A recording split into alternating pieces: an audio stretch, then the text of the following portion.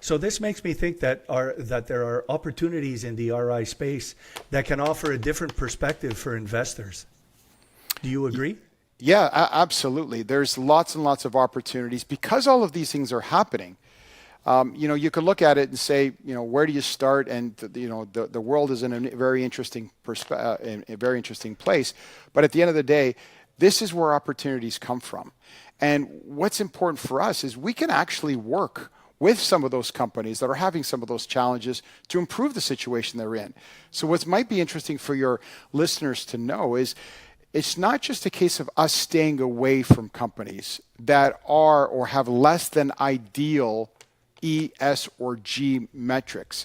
And we can actually engage with those companies, and sometimes it's more important than we do to help them get them to where they need to be, as opposed to keep them on the sidelines and not having anything to do with them at all. So opportunities are abound as long as those companies are interested in making a significant change, and measuring that change over time is what's key. Yep. So I guess that's why governments worldwide are looking at different measures and making changes as to how companies can represent themselves within the funds that they manage. Yeah, 100%. Part of the policy response is a result of this misleading practices and this greenwashing that we've talked about. We want to make sure that everything is transparent. And we want people to understand exactly what they're investing in and which funds are just genuinely focused on sustainability and which ones are not. A perfect example of that are some of the fines that were imposed in the US with Goldman Sachs and Deutsche Bank for making misstatements on their ESG investment process. So fortunately for NEI, we've been at this for over 30 years, and we abide by all the rules, and all the claims that we make are 100% vetted and accurate. But unfortunately, when you see flows, when you see dollars go into this particular space, it really, really opens the eyes of a lot of other asset managers that like to get into this space. And sometimes they get in a little too quickly and not necessarily with everything tightened up as much as they should. Well, it's funny that you say tightened up. Can you tell me a little bit about the rules and how they really work in detail? Sure. So in Canada, it's simple because we have what's called the CSA, or the Canadian Securities Administrators. They regulate the Canadian capital markets, and they have a mandate to do one thing, and that's protect the investor, protect your clients from fraudulent, from manipulative or misleading practices. So as investors became more and more interested in what is this ESG thing and what is this RI thing, you can appreciate that the industry responded, and they all of a sudden, all these ESG names got put into the system and attracted new assets, and all of a sudden this space grew significantly, and this really prompted a lot of asset managers to follow the flow of funds and offer all these different funds that now the CSA has a tight control over, to make sure that the claims that they make, including ours, are in fact accurate and fair. However, what we have been seeing in the U.S. is this backlash against ESG or SRI, and that it seems a little bit counterintuitive. But in your idea, what do you think is the actual cause of this backlash? Yeah, I think there's no question. It's in the paper all the time. It's in the news all the time, and it almost varies state by state. I mean, you could travel across the U.S. from one side to the other, and some are pro responsible investing, and some not so much. But if I go back, I think the confusion originally came from what we call exclusionary screens. That means clients don't want to invest in a particular sector. And for the most part, that included staying away from certain industries, like those around fossil fuels. So you can appreciate the big oil and gas companies. They weren't too happy that some investors considered them to be ineligible for investment. And this then just became exaggerated by politics in the U.S., when all of a sudden now those big oil and gas companies were no longer, deemed to be investable from an ESG perspective. That had a huge implication, especially across the U.S. Let us not get into American politics here. No, especially these days, it's never a dull moment. Especially it goes every day. There's twists and turns, as I'm sure you and your listeners know. Indeed. But then again, there was an article in Bloomberg some time ago that talked about outflows from ESG funds. And in your experience, how does a drawdown like that potentially affect things? Yeah, it's a good question. But despite the the politicization that goes along with ESG and all the things that we're seeing, overall demand in Canada for ESG or RI strategies, they've actually remained resilient with net positive flows year to date, as recently as at the end of June. So, in fact, in Canada in 2023, net sales in responsible investment mutual funds were marginally positive. In contrast, mutual funds as a whole experienced net outflows.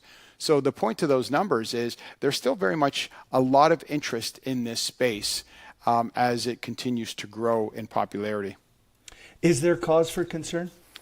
I would say that there's a lot of noise associated with ESG and all the, the political ramifications that go along with it. But at the end of the day, there's what everybody needs to keep in mind is there's a lot of key differences between Canada and the U.S. Certainly from a political scrutiny perspective, it's not as much of an issue here. We have more standard fund definitions, and that helps us avoid some of the confusion that the U.S. might be experiencing. So essentially, we're not as concerned about the political changes because, as we've made it clear throughout this discussion, ESG risk management is just good risk management. And quite honestly, here's what's really important. It doesn't matter who's in the White House. It doesn't matter who's leading our country. At the end of the day, ESG is about data. And what we do and how we interpret that data is really what's important at the core. And it doesn't really matter what the political environment is, because this is a long-term investment, a long-term play that looks at the data. And like I said before, that either minimizes risk or avoids risks or look for opportunities. And that really doesn't have much to do with politics at the end of the day. Absolutely not. So all of this talk about ESG and all the fun that there is in doing what you do, can you tell me a little bit about some success stories? Yeah, for sure. There's a number of them. I'll start with one that's near and dear to me. And if you and all your clients are anything like me, there's usually an Amazon package outside my door on a given day, right? Sometimes more than one. My wife knows his name. Yes. A lot of these delivery men and women are on a first name basis, right? So we've actually engaged with Amazon, and you may recall in the past when you'd open up your Amazon package, you would see that those plastic air pillows that protected whatever was inside. Yes. Well, we've worked with Amazon, and we're happy to say as a result of our engagement, that packaging is going away by the end of the year. So for each of the last 4 years, thank you, there's been a shareholder resolution asking Amazon also to report on its effort to reduce plastic waste. And NEI voted in favor because we are significant shareholders each year, and we were part of the co-filers for the 2022 annual general meeting resolution. So what this means is at the end of the day, those plastic air pillows are gone, and now you're going to see recycling cardboard and recycling paper that's now going to be used to protect those products going forward. So that's one engagement that most of your clients, I'm sure, can relate to. The next time they open up a package, they can think about that evolution. The other one, I'll just add one more. We've been engaging with Loblaws back since 2006, and I bring them up because they've been in the news quite a bit over the last little while, as I'm sure you know. We've spoken to them since 2006 every single year except one. There are at least 9 milestones that we link to our conversations, including them encouraging them to use their first sustainability report through implementing significant changes in the supply chain practices, announcing net zero commitments. So the point is, Loblaw is another company that we go back to to mid 2000s, and we've been engaged with them, really hitting some significant milestones and improving some of the situations that they've been dealing with over the last number of decades. So those are just 2 examples I'll share with you. And of course, not already discussed, but that's another way of trying to affect change is becoming a large shareholder and doing proxy votes and getting that voting in there. Am I correct? Yeah, it gives us we're fortunate because we can flex a little bit of a voting muscle, if you will. So if we are significant shareholders in that company, it gives us the right to be able to have our votes count. And in the cases that I've just explained to you, where we're successful along with others is that we can really direct change. And you can do that when you're a significant asset holder. And that gives us the opportunity to kind of get that company where it needs to be. And as Amazon, as I've mentioned, is just one perfect example of how you're actually seeing that vote and that momentum impact the way they operate their business. So, think of that the next time you open up your package.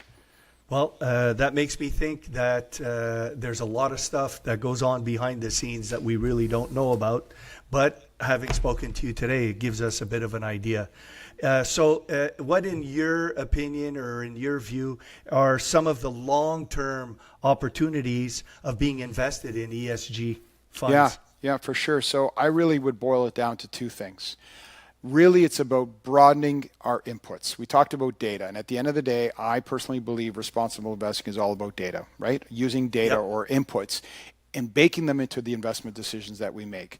Whether that's identifying risk factors that could be relevant to the long-term value of a company, or thinking about the types of opportunities that we can invest in. We talked about risk mitigation. We've talked about opportunities, the wildfires. Everything that we see from an RI or ESG perspective really gives us an opportunity to look at the world a little bit differently. And secondly, what's important is if we don't protect these assets on which our future returns depend on, then we can't continue to generate returns indefinitely into the future. So responsible investing is really, its aim is to generate returns for investors today without impacting the ability of investors of the future to be able to do the same. So I think it's those two important factors that really represent the long-term opportunity of ESG or responsible investing going forward. Tim, thank you so much for spending some time with me today. It's greatly appreciated. Again, everyone, Tim Fox from NEI Investments. I'm John Leroux. We'll talk again in the near future.